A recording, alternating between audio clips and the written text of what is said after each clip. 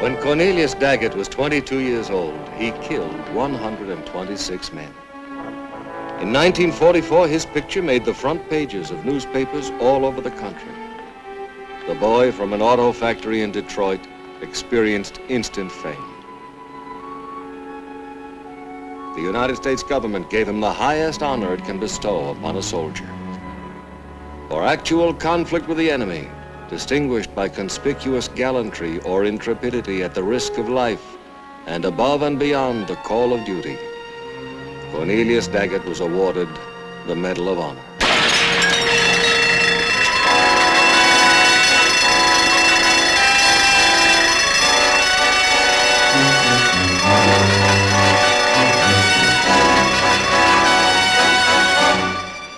In the winter of '44, Cornelius Daggett was given a hero's homecoming.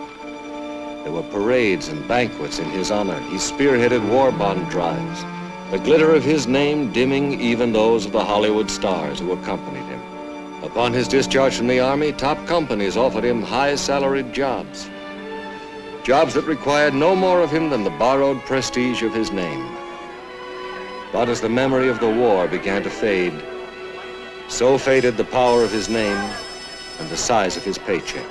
And on that dizzy slide back to oblivion, Cornelius Daggett grabbed at straws and at bottles, neither of which helped. Here, Neil, you can't do this to her. I got a right to see her. I got that much right. It was a beautiful wedding. Don't spoil it. I bought her a present. Don't be that way, Edna. I just want to wish my baby luck. She doesn't want you. Mom, you're gonna break her bones. Janie, our father's here, down there.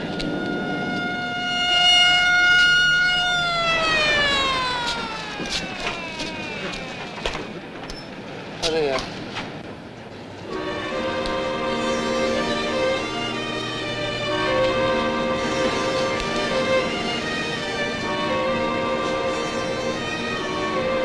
Baby. Sorry, baby. Wall. No, let's... What's the matter? Oh,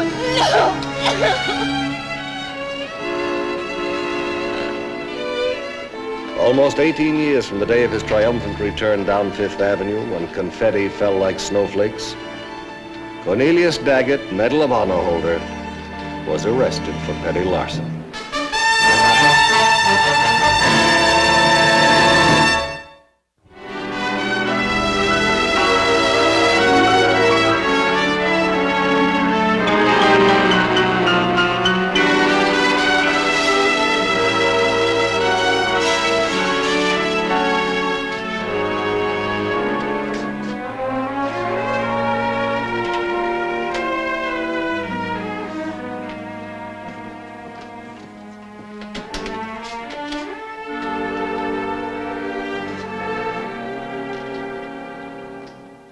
As long as the family paid for the window and you got the earrings back, we were hoping you might drop the charges.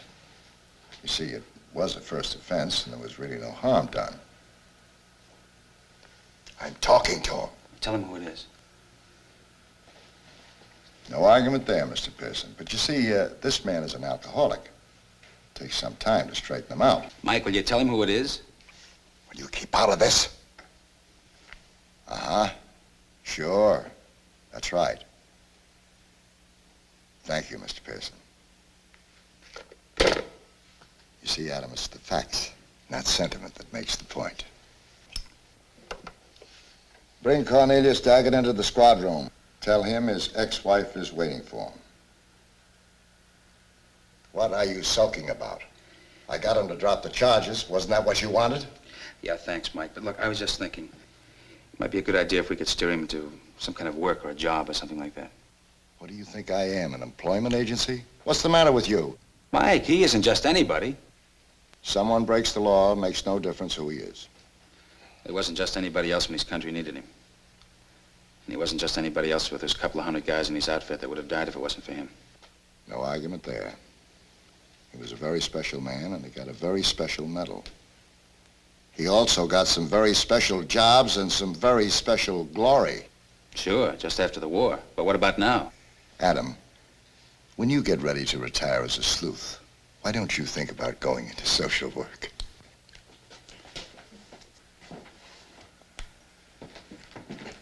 This is Parker again.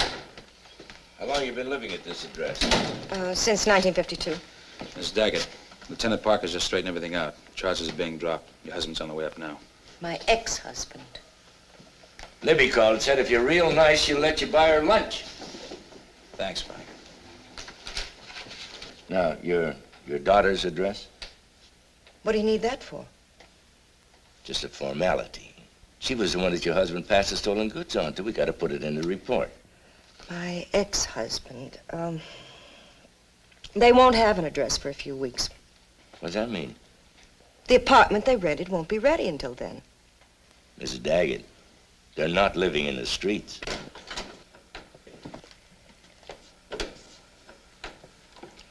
They're at the Hotel Bridlington. Mr. Daggett, the charges have just been dropped. You're free to leave. Is there anything else? Well, I think that'll do it, thank you. Thanks, Edna. What it cost you, I'll pay you back. I didn't pay for the window.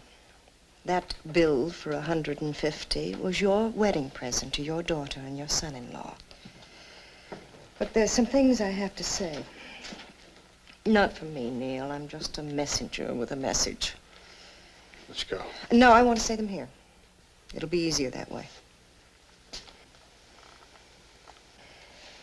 Your daughter asked me to tell you it isn't necessary for you to see her about the window.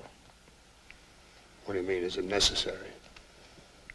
She hasn't got that kind of money, I know that. Look, I don't know how or when, but I'll pay her back. Neil, I'm sorry, but she doesn't want to see you anymore, at all. Now, look, Edna, she's just a little mad. I don't blame her. She wants you to stay out of her life. Look, they're starting out with the usual debts of poor people, Neil. They can't afford you for a friend. That's right, Edna. Get it all out. Like there isn't pity enough to go around for all of us. It's enough for you, though, isn't it? I'm stalling, Neil, and I might as well get it over with. I can't allow you to see Davy anymore. It's unhealthy for him, seeing you drunk all the time. It's wrong. I can't let it go on. Oh, now, wait a minute, Edna. If I have to, I'll get a court order. Now, look, I got legal visitations. And nobody's going to take my boy from me. Neil, that's the way it's got to be. Now, you listen to me, Edna. The world can throw me over. And you and Janie can throw me over. But Davy's my son. Nobody's going to take him from me.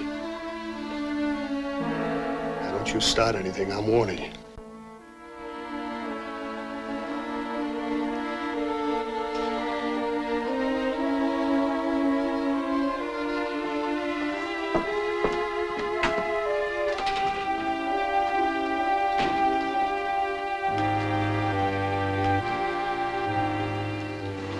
Mr. Daggett. Now, this isn't charity or anything like that. This is just something that might tide you over till you can find yourself some work. You can pay me back.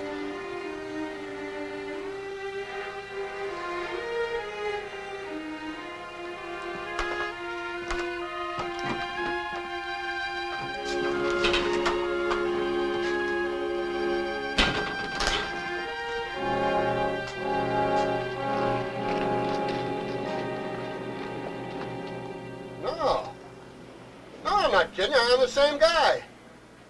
Yeah, that's right. Baton, Guadalcanal, the whole bit. Yeah. Well, fine. Well, fine, Mr. Hawk. I mean, I'd like to come in, yeah. Well, I got a couple of things to do. Could we make it later in the afternoon? 3 o'clock. Okay, 3 o'clock is fine. Yeah. All right.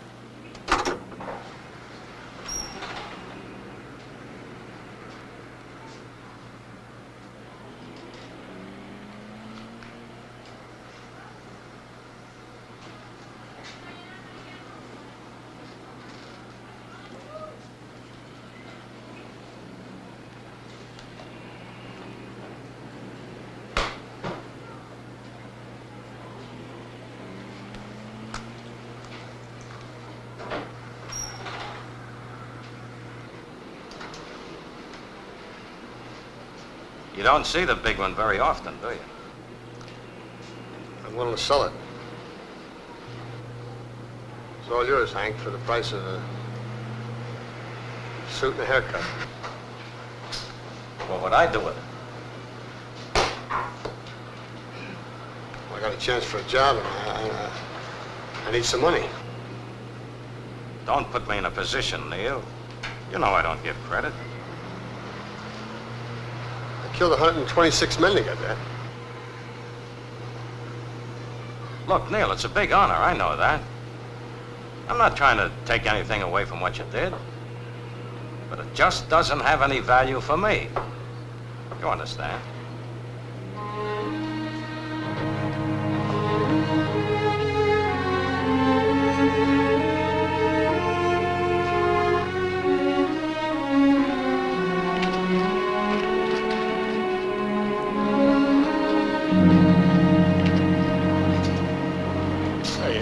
Go ahead, you won't mind.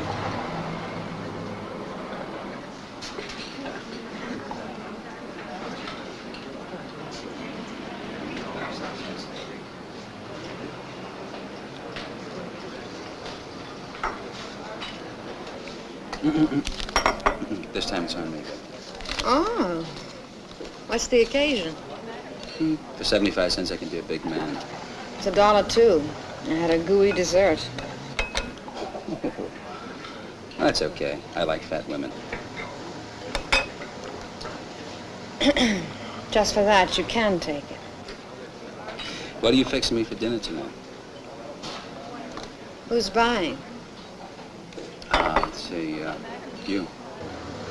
Soup. Expect me to have strength with that? Meat and potatoes.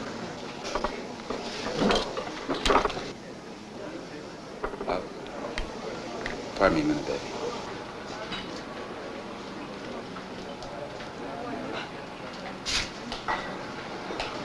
You offered to lend me some money before. Yeah.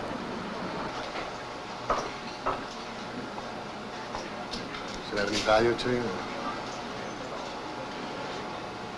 I mean, what's it worth in dollars and cents? Look, I only got about $12, but I'd consider it an honor if you'd take it. No, I really mean that, sir.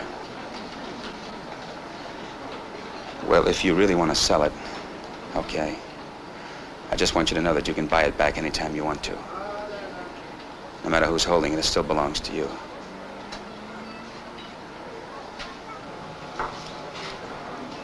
Mr. Daggett, whatever this thing is, I hope it works out all right for you. It's got to. Thanks.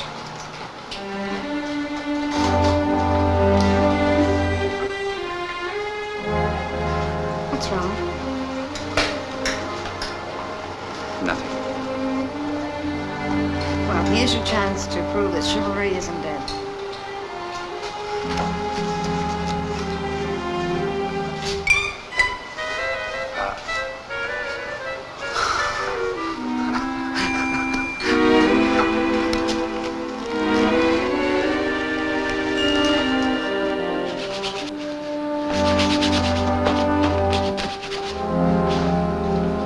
Well, that's the best I can do. Oh, I didn't get him yesterday. What time is it? 5 or 3. Come on, Rex.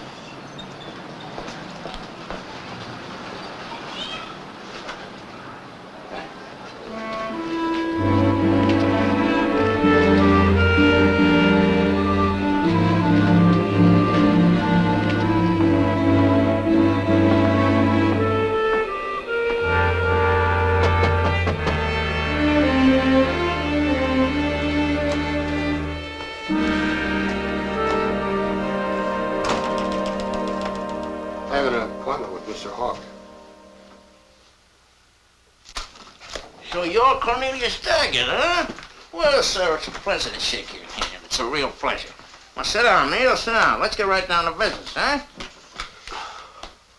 Hey, a little down and out, eh, boy? No, it's great. It's a break for me. If you were doing well, I couldn't afford you, could I? How much they used to pay you? 10, 20,000 a year? More? Maybe 500, 600 a week. That much, huh? Some of you wanted boys really made a killing. But I guess you had to do a lot of killing to win those medals to make a killing on the outside. You get what I mean? Well, I didn't look at it that way, Mr. Hawk. Don't let's wave the flag, huh, boy? Important thing is you got yourself a big one.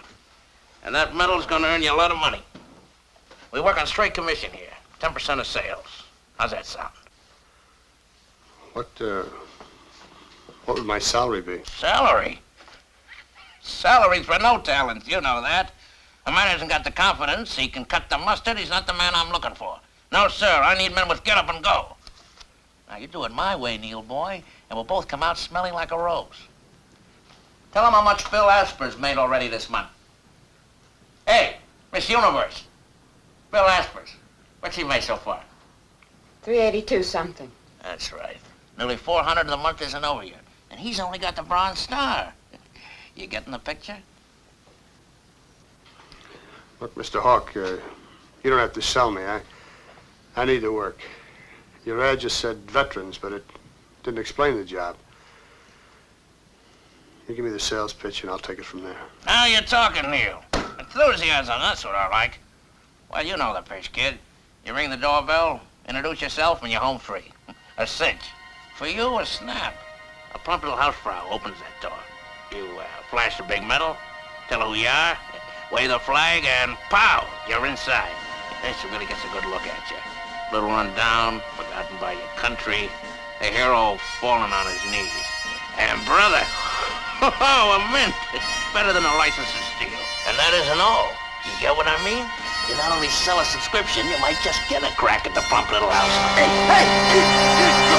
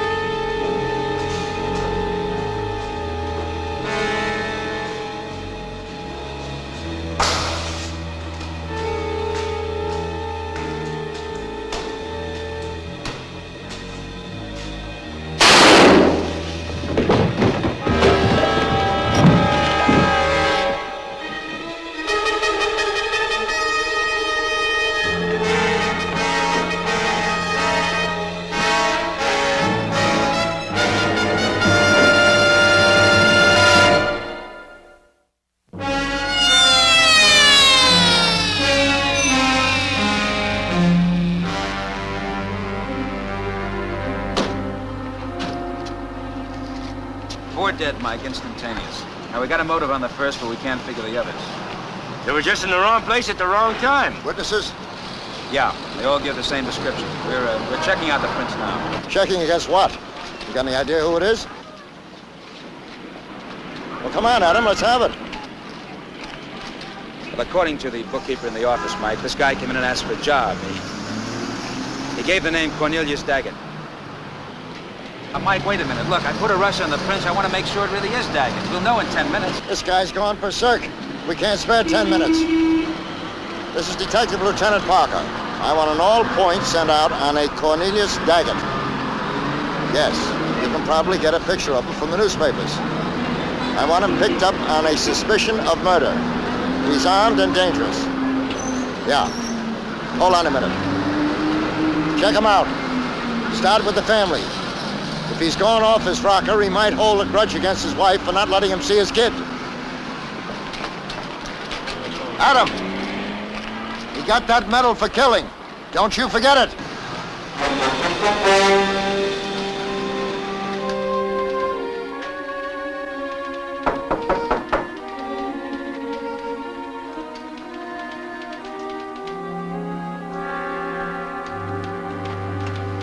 Hello, Sonny. We gotta talk to your mother. She's working. Who's in there? She types envelopes. Sonny, this is important. Would you have her come to the door, please? What'd my father do now?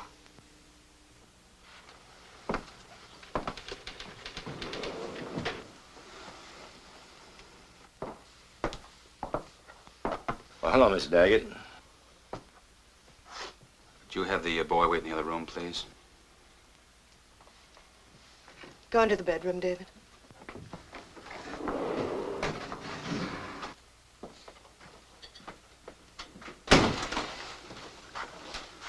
We have to find your husband.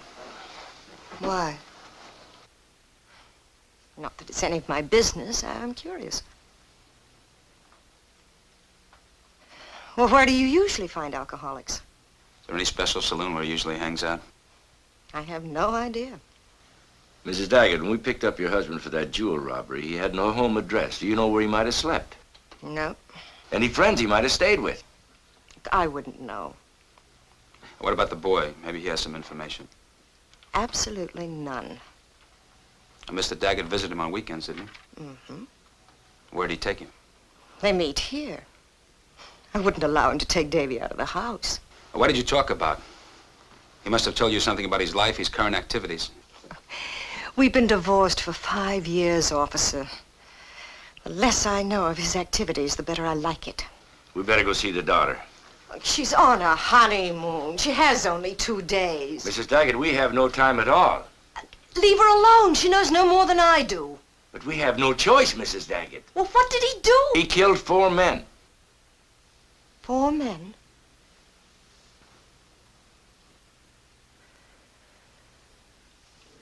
Well, I have no pity. You don't? Now take it easy. No. And here's a souvenir. You can give this to your son. Look, how dare you pass judgment on me? I loved and married Cornelius Daggett before he went into the service. I loved him without his medals.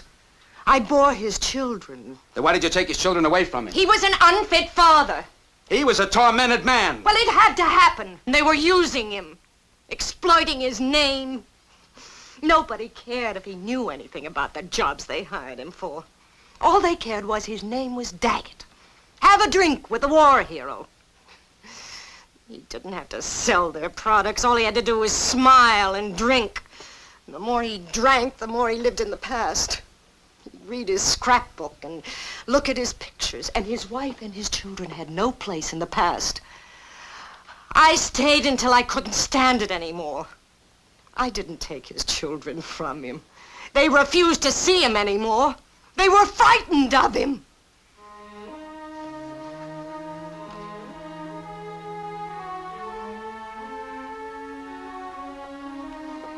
Mrs. Daggett, if you have any clue as to where he might go, we'd appreciate a call. We've got to find him.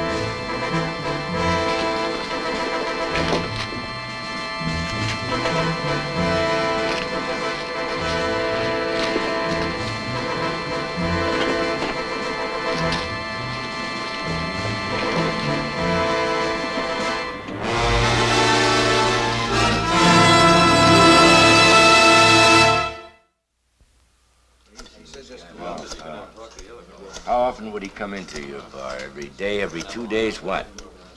He didn't miss many days. He needed his liquor, believe you me. Yeah, well, now, do you know any other saloon that he might have gone to get credit? Who gives a boozer credit? You'd have to be nuts. Well, he might have cut across the street from Hawks. Give me a rundown on the shoeshine stand. What did you do when you first saw him? Didn't do anything. I just stared. Didn't you raise your hands or call out? I couldn't move. I was paralyzed. What about the man in the doorway? Adam? Pardon me. Mr. Daggett? I kept hearing the reports on the radio. He isn't in his right mind, is he? Afraid not.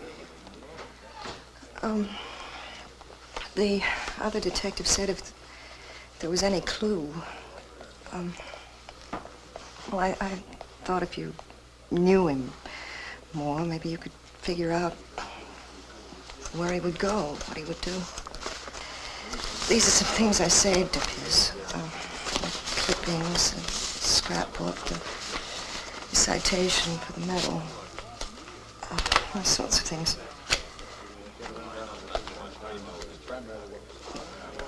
After he came back from the war, and we were together, I would have these recurrent nightmares. I would see him running and killing and screaming and firing those machine guns the way it was described. I was afraid of him. He sensed my fear.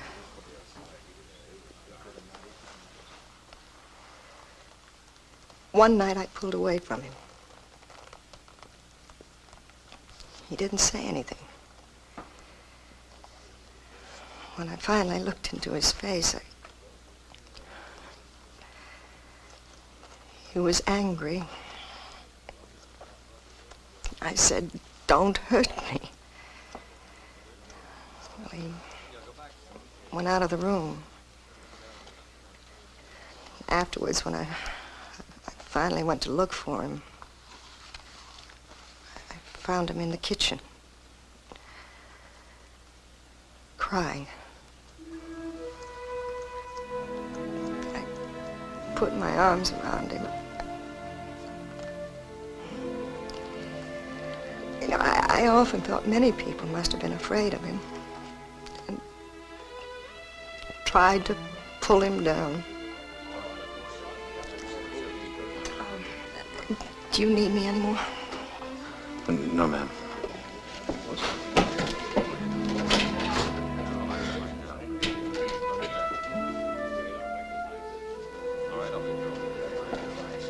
Well, miss, I think that's about it. Asked you all the questions.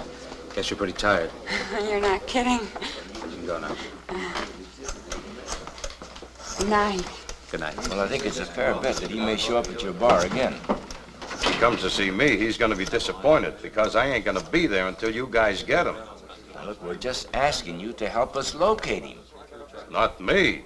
I don't want to be no decoy. You want a decoy, you put one of your guys behind the bar. That's what you get paid for.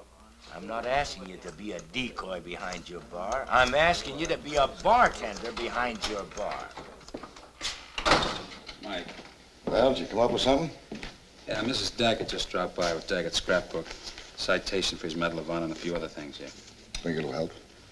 It might if I have a chance to go over it carefully. Mike, I have a question about this. Look, why did Daggett kill some of the people in the building and not the others? Why do you think that's an important question? Well, the man is acting irrationally. If we can just get a hint, don't you see, to the pattern of his irrationality, maybe we could outguess him. All right. There were 7 people in that building, yet he only killed 4. Why did he let the other 3 live? Let me try something. First one he killed was Hawk. Now, we can understand about Hawk because Hawk spit on Daggett's medal and everything it stood for, so he killed him.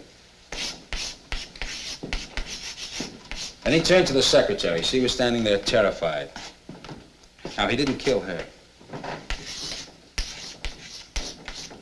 Instead, he turned to the man in the white shirt who was in the doorway. and he killed him. But why?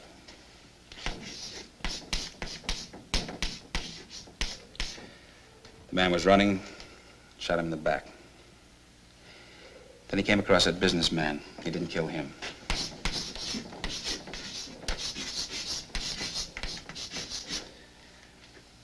A few steps later, he killed the telephone repairman. Why?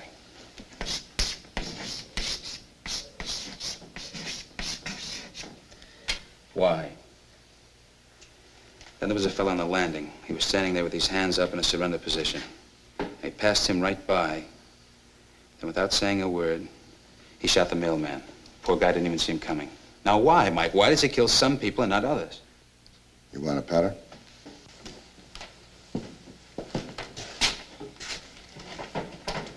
He killed the telephone repairman, right? Right. And then he killed the mailman.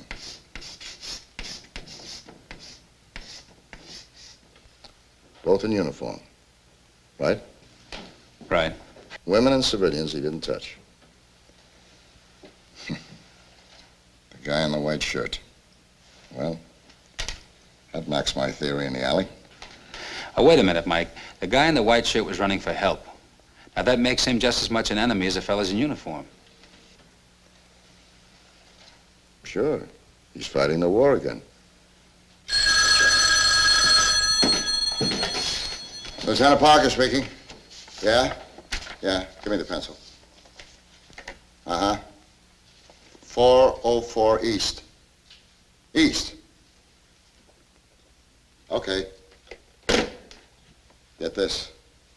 The guy walked into a military surplus store, killed all the help, took out all the ammunition and guns he could carry. He answers to the description of Cornelius Daggett.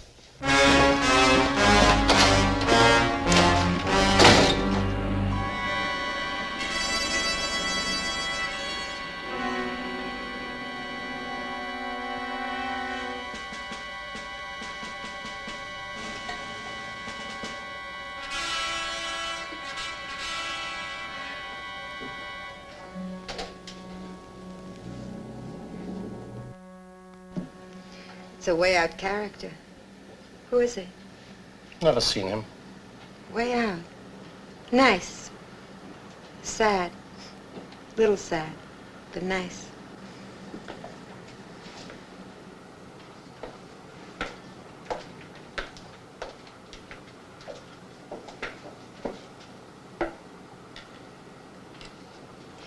Here's to a couple of tears and a lot of laughs.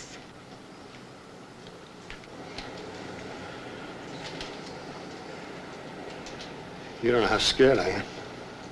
No. I don't like to see a man scared. I think of it this way. If the men are scared, what do the girls do? You have to be scared. Who's not afraid to die? Never mind dying. Drink your beer. Here's to no tears at all. Just a lot of laughs. These guns are getting close. Mister, you're the wildest.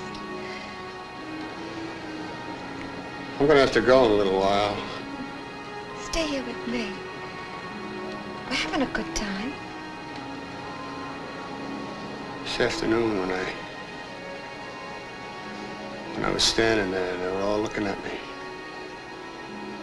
Just after I volunteered. For a few seconds, I didn't know why they were looking at me. I couldn't even hear my own voice when I said, I'll do it. It came out from so down deep inside me. I was standing there and they were all looking at me. And I thought, I'm the one that volunteered.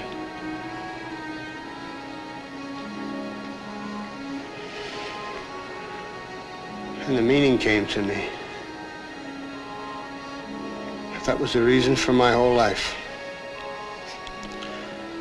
That was why I was born. That was why God gave me reflexes like a cat. So that when I picked up the first gun in my hand became like a part of the gun. Wherever I pointed, it was like I couldn't miss. That was the reason I was put on Earth. You're gonna let that beer get flat? I didn't want to take the pass, and the major said, "Oh, we got a little time. Go ahead, maybe you can have some fun." I think everybody should have a lot of fun. This day is going to change my whole life. If I live or if I die, this is an important day.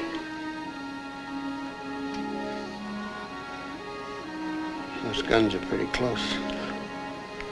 I gotta go now. Oh, sit down, please. I like you. Come on, sit down. Here. I don't think I'll need that anymore. What are you doing? It's like you're going to Mars or something. Where are you going? To glory or to death.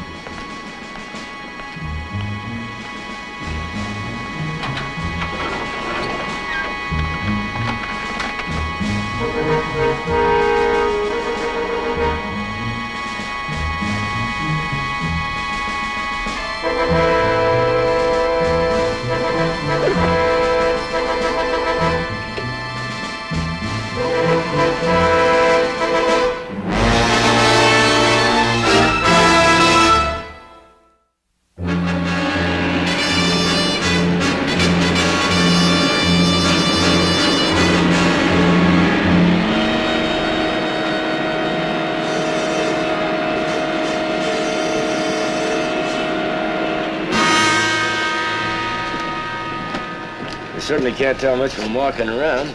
You're certainly missing some pistols and ammunition. Some of the knives are gone and several of these are missing. I can't really focus. I can't tell you how shocked I am. You've got a right to be shocked, sir. Take this gentleman out to the ambulance, Lieutenant, and see if he needs treatment. Yes, sir.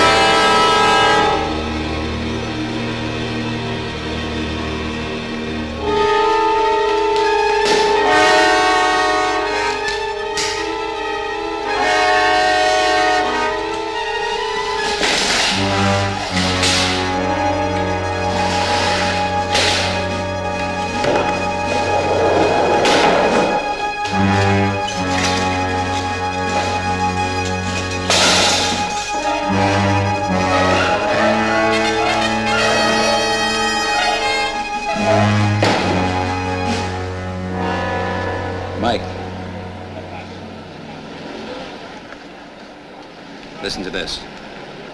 On August 16th, 1942, volunteers are requested for a rear guard holding action to permit the evacuation of civilian women and children from the combat area and to permit the orderly withdrawal of American troops to a point at which they might consolidate their strength and give battle. Corporal Cornelius Daggett responded to the request affirmatively. In the 24 hours which followed, Corporal Daggett, entirely by himself, held off the enemy troops which were attacking the area. He seized enemy rifles, pistols, and machine guns and captured an enemy tank in good working order, although he destroyed the tank's crew. Driving the tank into the lobby of a public building, Corporal Daggett single-handedly held off the enemy, killing 126 of them and wounding numerous others. Although he himself was wounded 4 times, he held his position until American troops could return to the area and drive away the enemy's forces. Because of Corporal Daggett, some 200 women and children were evacuated to safety, and an important strategic area remained in our hands. So this time, instead of a tank, he's using a cleaner's truck. That's about it. Mike? Adam, I just got a report that Daggett's holed up in the lobby of the Hotel Bridlington shooting it out with everybody. Shooting it out? Yeah. Bridlington. That's where his daughter's spending the honeymoon.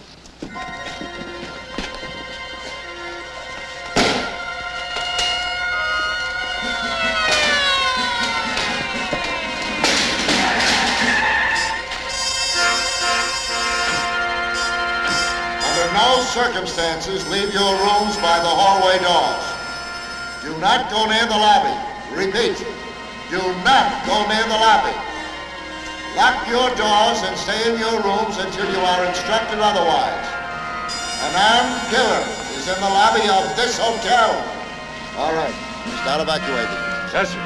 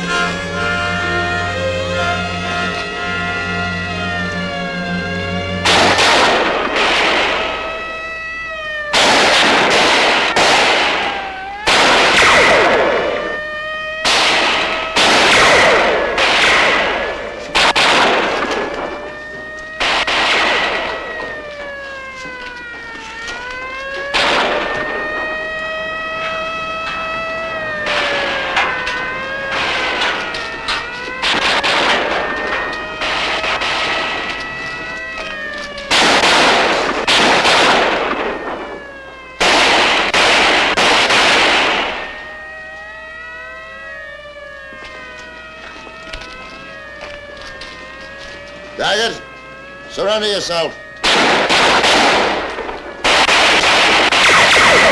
Daggett, stop firing. It's all over. We're American troops. We better use the tear gas.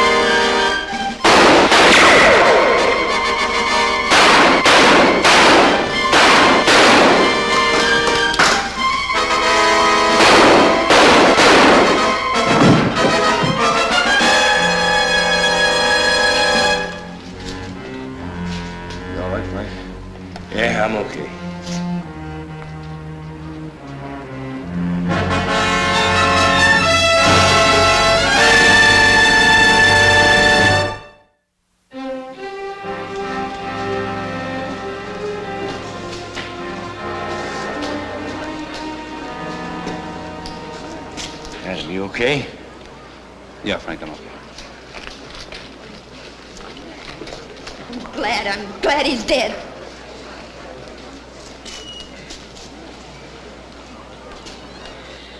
Yes. Yes, that's my father. Why? Why are you glad? Why not? What was he? A drunken maniac who raved around the house and terrified everybody? Well, that drunken maniac is dead now. And so is a man who was your father. So is a man that saved 200 women and children. Oh, I've heard that story. I've heard that story from my mother. I've heard that story from his own mouth 1,000 times. I've heard that story every time he came home drunk.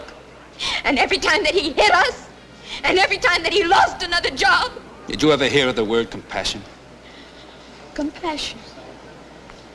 Well, who killed him?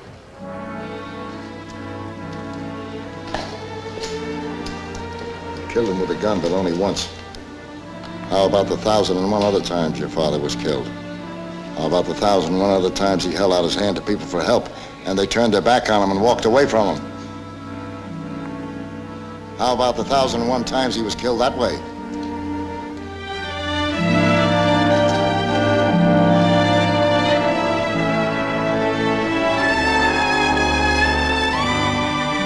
There are 8 million stories in the naked city. This has been one of them.